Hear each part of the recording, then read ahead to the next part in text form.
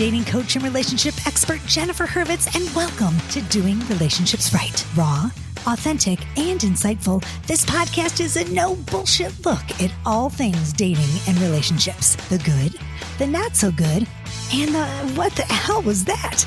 No worries, I've got you, and we'll figure it all out together without taking ourselves too seriously here on Doing Relationships Right. Here you are at midlife. Your boobs have entered a new zip code. You have genes older than your daughter's new fiance.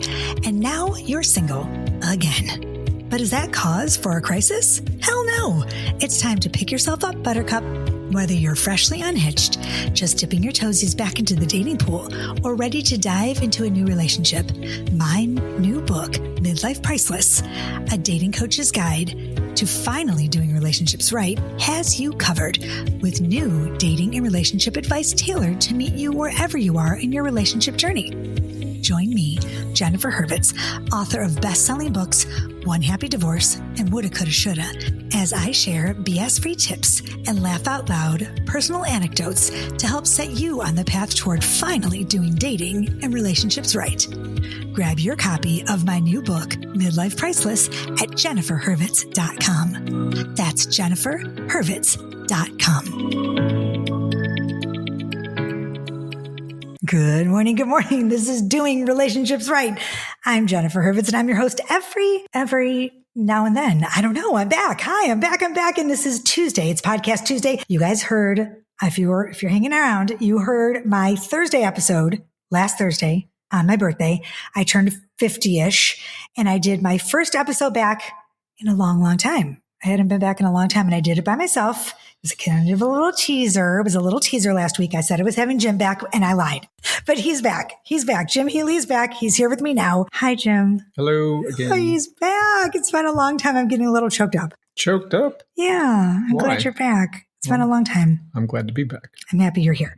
So for those of you who don't know about Jim Healey, I told you to do your homework. I told you to listen to some episodes that Jim was on before. I asked you to get my book, Midlife Priceless, and to read up on it and to catch up on our story. But for those of you who don't know, who are new listeners, welcome to Doing Relationships Right. Let me give you a little background quickly for all you new listeners. Jim is my person.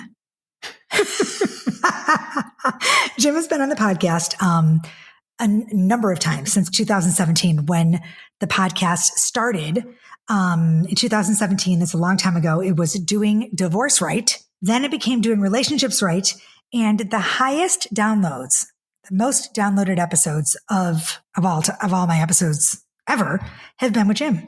So I'm just grateful to have you back. That's because I listened 100 times. Maybe. Is it you? I think so. It's you listening. That's good to know. But I'm grateful to have you back, baby, and to have you back in my life, back on the show, and back beside me as my partner through this craziness. Is partner really the proper term? I don't think so. We talked about this in one of our episodes before. Partner is kind of like not the proper term. So what do we call? I don't know. I guess it is the proper term. It just sounds my partner. It's so lame. My boo, boyfriend, my bae. I don't know. My daddy.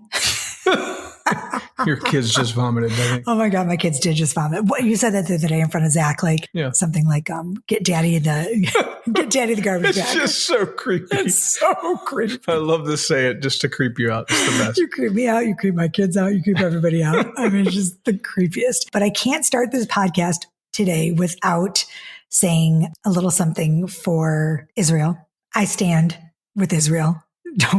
I do. I'm looking at Jim. I do. I'm a Jewish female. I'm a strong Jewish woman, and I can't say it without. I don't want to get upset. I don't want to get political. I don't want to bring. Actually, I do want to get political. I don't really care if I lose some listeners here. But yes, I'm Jewish. Yes, I stand for Israel, and yes, I am sad for everything that's going on in the world.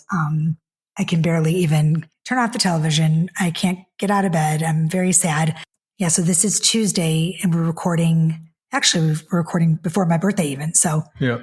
It's been a rough week. It certainly has for everyone involved. And, I think even despite that, you care about the loss of life, for anybody. And you don't want any innocence, getting injured or collected in this thing. So it's just an ugly situation. It's awful. So with that said, just be kind to one another and hug each other tightly. And I don't know. just sad. Anyway, so we're going to move on.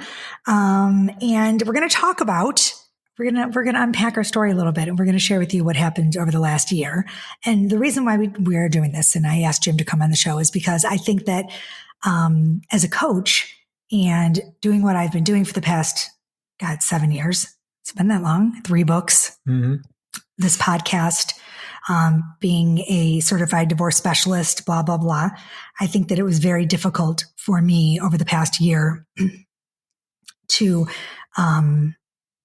make the mistakes I made, to admit the mistakes I made, and to own my shit again.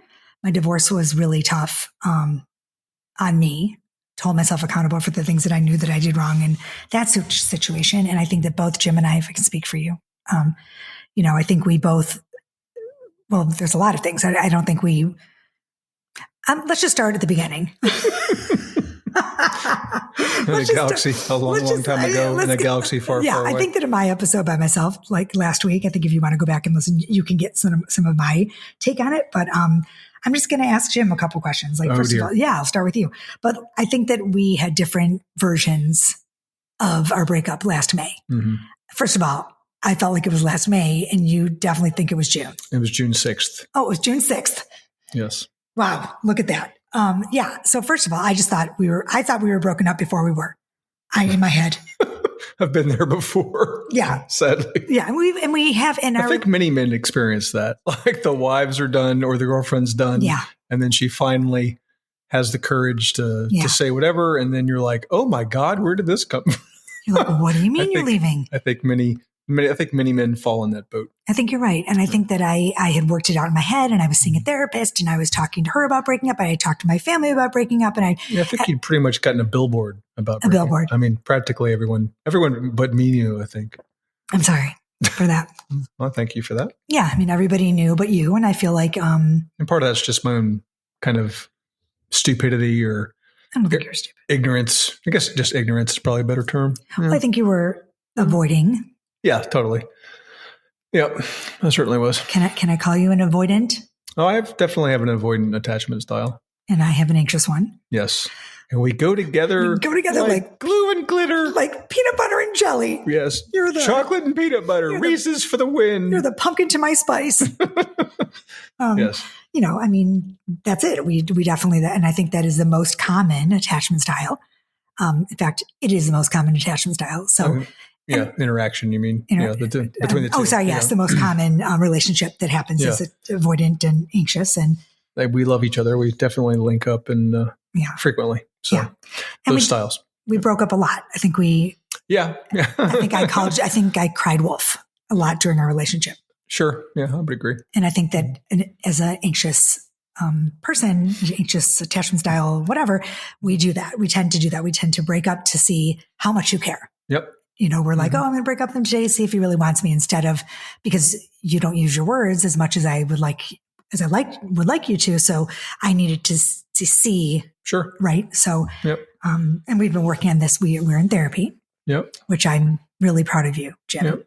And if you do research on it too, I mean, it's like you think everybody thinks they're different, but when you do a little research on it, there's amazing how common you are. Like you read, it's like, oh, I did that, and she did that, and oh, and I did this, and and it's story after story of the exact same things. Yeah. So, therapists and the people in the business are like, as soon as you walk in the door, they know probably 90% of your story. And I think I did send you quite a few things and tried to therapy you a little bit during our relationship. And I think you were like, no, I'm good.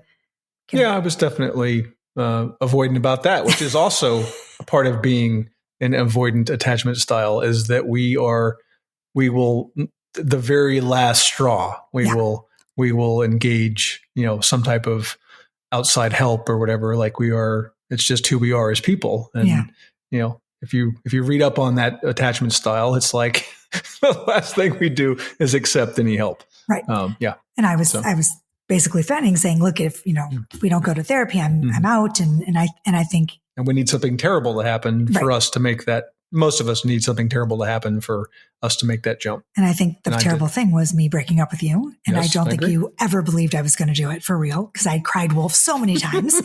I'm leaving. I can't take this anymore. We'd break up for 5 minutes. We'd get back together. It was like this, we'd have great sex. We'd go, whatever it was, and then I finally said, we'd have what? We'd have great relations. Great relations. Yes. I just wanted that out there on the record. Yes, thank you. Great relations. We did. We still do. That was another thing. But I mean, and I was also seeing a therapist, and I am a coach. And so coaches need coaches. And I was in therapy, and I was working on, I couldn't work anymore. I felt like I was doing so much work, and I couldn't do and I it was alone. Definitely doing none. So. You were thank you. I appreciate you admitting that. He was definitely doing none. Yep. And, I just was like, I'm done. I can't do this anymore. And then, oddly enough, I was done. And I think I moved much quicker into a next relationship because I was done in my head and you were not. And, you blocked me, if I could, right? Yeah. I mean, which is what you should do. I tell all my clients, block her, do whatever, block him. Yeah. I couldn't, you have public accounts, and I knew if you weren't blocked, then in fact, there was one time I, considered unblocking, and then his thing was Facebook or something, was like, if you unblock, you can't reblock for 48 hours. So like, thank you, Zuckerberg. You're like the only person that saved me. Cause like, if I could block and unblock, like I probably would have yo-yoed, but like I couldn't do that. And I was like, oh shit, if I unblock her, she could see that I'm unblocked within those 2 days. So I just said, oh fuck. And I didn't unblock because of Zuckerberg. Well, the craziest thing for me is that everyone was still friends with you. Yes. All of my family, because we were together for so long. And so my brother and my husband, who's really you're friends with, and, all my friends like, oh, Jim's doing this. And I'm like, okay, it was really hard. And then I was trying to move on, and had this new man in my life, and I thought, oh, this is it. It's my ticket out of here. And, we started off like, it was great. Like it was just love bombing, like the most fabulous relationship ever at the beginning. And it was like, oh my God, this is my dream man. Everything is perfect. And and then it all went to shit. So it's like, you just, to be perfectly honest. Yes. And same for me. Like I would get, I didn't have spies, but people like, oh, did you hear Jen mentioned you on the podcast, or Jen wrote a book about you, or Jen, send me a photo of you and the new guy. And, it was just like, oh, it was just, it was not good. So rough times for sure. Yeah, it was hard. And I think that I was trying to what's the word? Relationship me. Out relationship you. Like out anything. Like I was trying to just like anything I could do to get you out of me, like out of my head. And, as a coach, you think to yourself, like, I knew what I was doing. And if I was coaching me, I would have lost my mind. Like I would have, and I was just talking myself into this relationship and overlooking things that were like, oh my God, y'all, please. Like, I can't even tell you like every red flag that was there.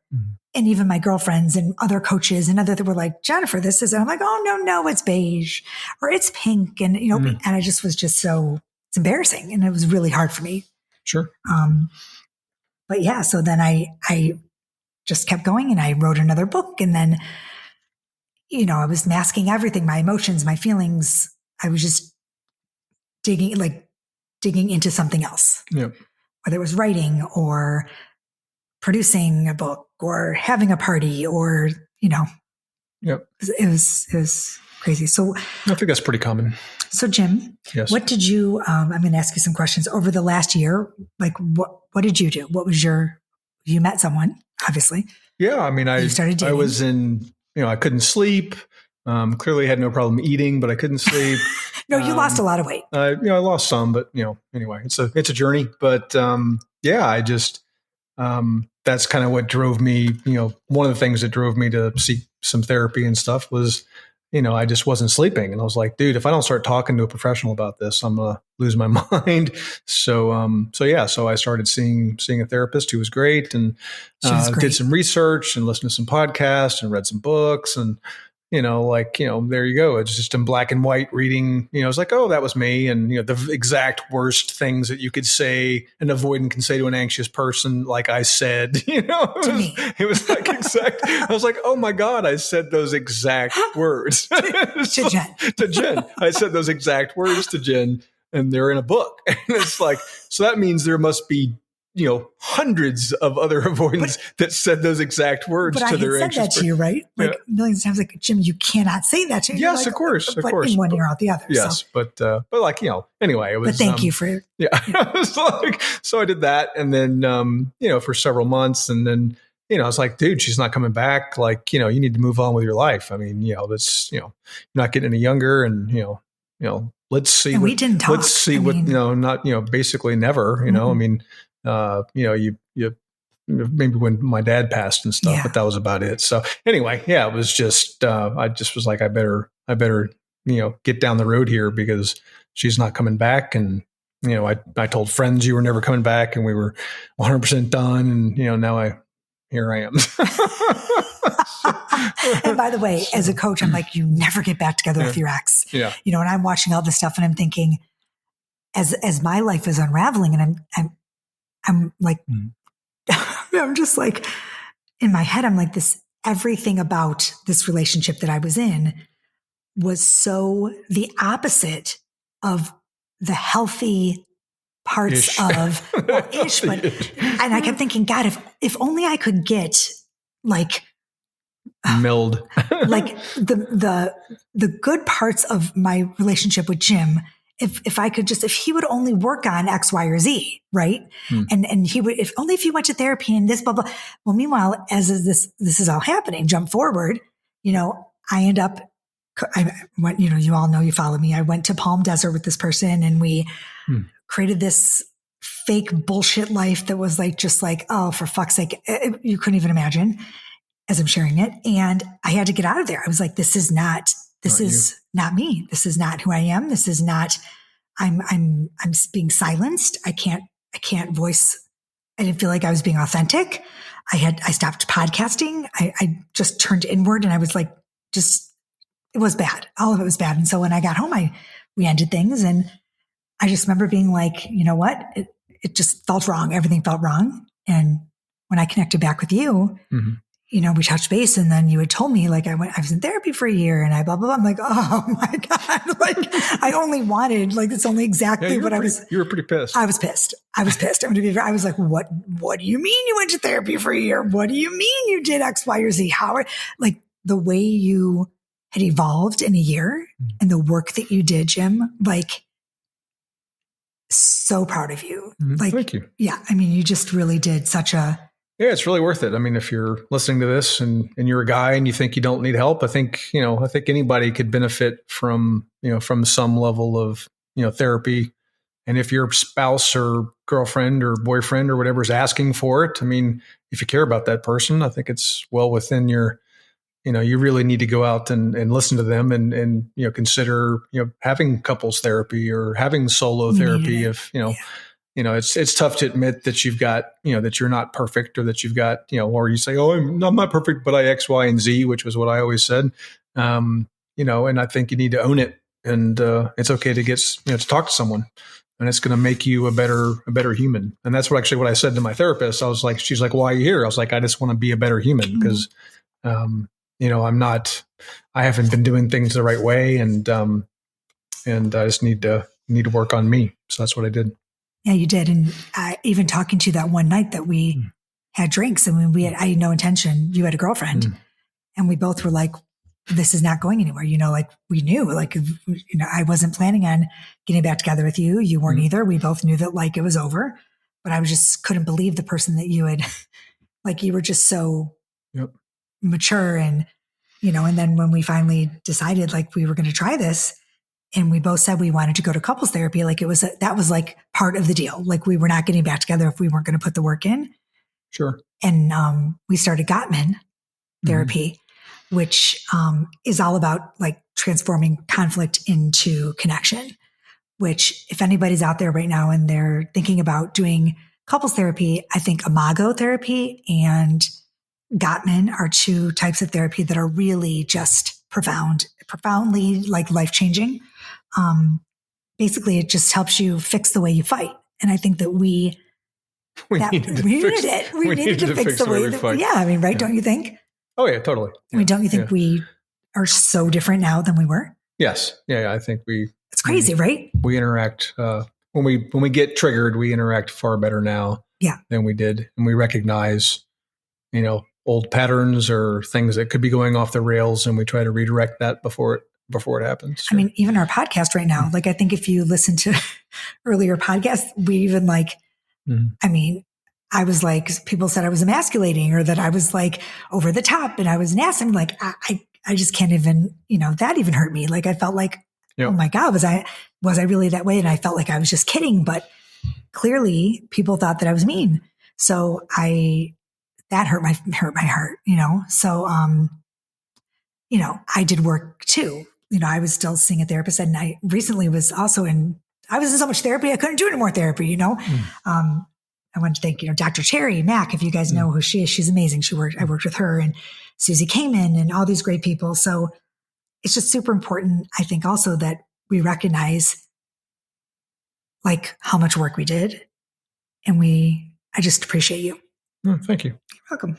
That's it. I mean, it's good stuff. It's a bunch of good shit. But okay, so questions. Here's some questions. If you have, like, what was your biggest regret? It's fine. We're worried about the computer. We're good. And with the screensaver. Oh, the screensaver. No worries about the screensaver, darling. I'll fix it. What is my biggest regret? I guess that I, waited so long that I wish I'd, we'd had discussions about doing therapy, and, I wasn't the biggest fan of that. And, part of that was, you're pretty particular about your healthcare providers and such. I'm pretty about my therapist. And you're in the industry. Yes, so like my pushback was like, fine, pick one and we'll use that person. So anytime we'd have an argument, she'd be like, why don't you go get therapy? I'm like, pick one. And, I was afraid to pick one because I was afraid that whoever I picked would, you would have a problem with. So, well, whoever I picked was going to be someone I knew. So I wanted to make sure that it was someone that. So anyway, so that was my biggest regret's not seeking therapy or, working with someone earlier. Yeah. I also think too, I need to admit something is that I always had one foot out the door. Mm-hmm. I always knew that when Zach and Jonah went to college, when they were both gone, that I was going to leave. Yep. And I thought I had been honest about that. Well, you had. I mean, you told me all the time, but I'm out of here. You also said we're going to dinner and would cancel it every time. Honey, I don't like to leave the house. How many times did we make plans for the weekend only to have them cancel? You just don't believe I was crying. So it was like, she says this, but she's not really going to do this. So, you're relatively impulsive, and I think you better now. Better, yeah. And anyway, so I was just like, whatever. I mean, like tomorrow it'll be a different thing. So yeah. But I didn't take you seriously. You didn't take me seriously, but I actually took offense to that. Like I thought that you didn't respect so it was almost like I wanted to prove to you that I was going to leave. Oh, you proved it. I'm like, I'm out of here, bitches. Mm-hmm. So like to me, I was like, you know what? I'm gone. And I think that now, and you'll hear the episode. You haven't heard it yet because it comes out Thursday on my birthday. So this is pre that, but, I'm like, I'm in it. I'm not going anywhere. Yep. I'm here to stay, and we're working on things, and, we do check-ins at night, and shit's just really different. Like, I feel like it's really different. Like, I had to like go through what I went through to realize that like, you're it for me. Like, this is it, so everyone, this is it. Supposedly. No, excuse me. So rude. So I was going to ask you about like what your advice was. You gave advice to people. You did good. What else? You got anything else? We talked about couples therapy. No data for now. I mean, one foot out the door. I think we did good. If people have questions, I just think this is like really important. Yeah. I mean, the biggest lesson, you've got a question there, but the biggest lesson is really just, to listen to your partner and try to understand that, it's you and your partner versus the problem, not you versus each other. And look at you. we would Look at frequently we would frequently fall into that trap. Yeah. And I definitely, I'm a facts guy, and I would definitely try to prove that I'm right, regardless of whatever You it was. love to be right. And and you often said, I'd rather be right than be happy, but I'm happy when I'm right. So I would fight to to be factually correct. But even with people's emotions. Yes. So and you can't, it's tough you can't argue, at least successfully, you can't argue people's emotions and whatnot. And frequently you were hurt, and like it was more important to me to say, that, I didn't mean it, or that's not what, you can't be hurt because of X or Y. And, that's just a recipe for disaster. So the biggest takeaway is you guys against the problem, and seek help. If you have the means to work with someone, it's good money. It's money if you well can't invested. afford it, Gottman has tons of really there's cool a Gottman app, right? Gottman app. We played around with that one a little bit. And, Gottman cards or something, Yeah. and it's all free, and they talk about the 4 pillars and all that. Gottman, if you listen, they have a podcast. Yeah, the tough is getting the buy-in, especially if you have an avoidant in the mix. Is getting that avoidant person to really buy hard. in to that. You can send all the memes and Instagram posts and all that stuff, and it's tough to get them to buy in. It really is, because really one of the toughest things, I think, is the stonewalling and the silent treatment when you're dealing with an avoidant person. Is that an anxious person wants to talk. They want to talk then. They want to talk right now, about it, and they want to talk. They come in hard and they come in fast, and they want to talk and talk and talk. And the avoidant is naturally wants to pull back and wants to pull away. And the anxious person sees that as it just hurts them. Just so triggers them, right? Yeah. So it hurts them so terribly to be given the silent treatment. It is just the most hurtful thing. So if y'all can come to a place where it's okay for the avoidant person to say, look I need a couple minutes. Yep. I need an hour. I need to go to the store, take a breath and come back. That's okay. And that works. And that's fine. But it's not okay to go away for 3 days without any word. Yeah, sure. You know what I'm saying? So those kind of things. Or at least communicating that you need that space. Exactly. And so I think that that's really, really important. And Gottman has stuff for that and how to work through that. And, it's all about communication. And I think that we all know that communication is so important, but shit, after the year I had, I can't believe, I just can't believe as a coach, what I endured and what I put up with communication wise. It's incredibly, I beat myself up. Yeah. I did. So. Well, I'm sorry. Oh, thanks, honey. You don't have to be sorry. I don't want anyone to feel, that's the thing. You don't, people make mistakes. And like I said, I've said this a million times, everybody is not for everybody. Is that good, honey?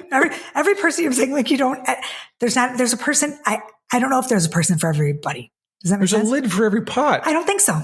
I'm convinced that there are people out there that are just better alone. Could be. I just think so. I think that they're just not capable of they're not emotionally available, and they're just not capable of being in a committed relationship. They don't know how to do it. And that's okay, Sure. But just until you're the victim of the shit that you're putting, right? You see what I'm saying? But just own that shit. Own it. If you're better off being alone, you'd like to be alone and it's your thing and you do your shtick and blah, blah, blah, then just own it and go through your life and be cool at being alone. Don't drag someone else into your shit. It's not fair. Sure. I'm sticking to it. Follow for more. That's it. Anyway, so that's that. Jim, what else you got for me? I think that's it. That's it. Oh, look at that. We're right. I always finish exactly 30 minutes. It's not exactly 30 Almost 27 minutes. Then you've got the pre-roll and the post-roll I did okay. and the mid-roll. I did okay. I'm just so glad you're back, honey. Yes. I'm just so glad you're back. Do you believe in everything happens for a reason? Sometimes. Especially if the reason is you're a moron and make bad decisions. Me? You, not you, the royal you. Sometimes, yes, stuff does happen for a reason. When you're stupid and make stupid decisions, then I think we both kind of. Then yeah, so things happen for a reason. But I don't know. It's I'm certainly not blaming you. We were both at fault, and there's a lot of things that over the last 5-6 years, I could have and should have done better. And me too. I tried to work on those things and fix them, and hopefully did okay. Do better. Will you come back on the show and we'll be funny again? I suppose. We did some great episodes. Okay, you'll come back. I suppose. What do you mean? I suppose I've got you lined up for a bunch of episodes. What? Yeah, I didn't tell you. Oh dear. Okay, we're gonna do call-ins. Oh no, we're gonna have people call in. Okay. To Jen and Jim. I'm happy to give whatever poor information. No, I think you give great information to men who need support, because I think there's a lot of avoidant men. Yeah, I think it is. I think it is a somewhat gender-based. I think if you look at most anxious people are female. I think, no disrespect, ladies. And I think, I'm none taken. And I think in most of the avoidant people in relationships tend to be men. I would agree. I also think this is very interesting. My girlfriends want your opinion. Like they call and they're like, no, ask Jim.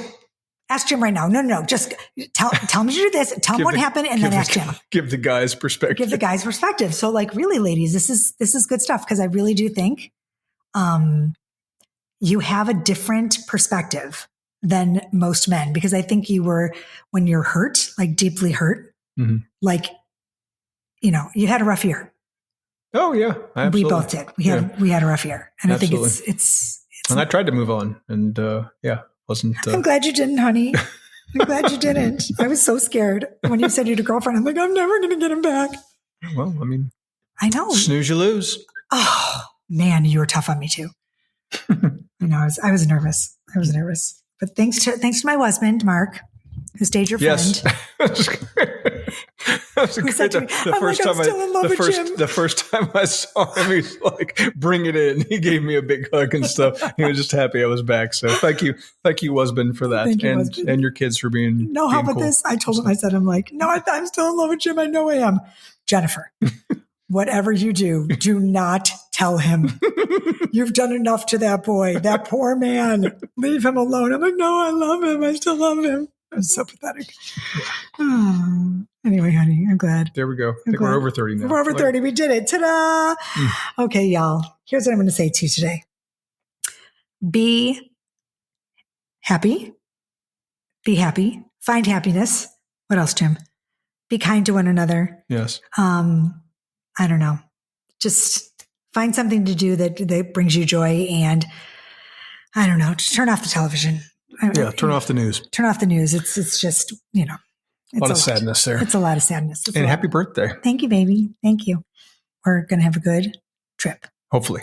What do you mean? Why do you say that? I don't know. Why do you got to follow up with that? I don't know.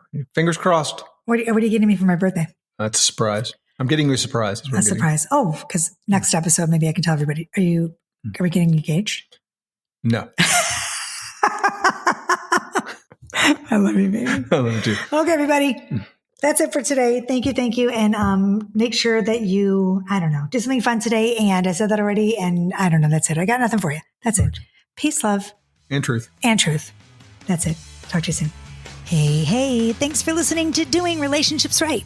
Don't forget, if you enjoyed the show, subscribe, rate, and review wherever you get your podcast episodes. And please grab my books, One Happy Divorce and Woulda, Coulda, Shoulda, on my website, jenniferhurwitz.com.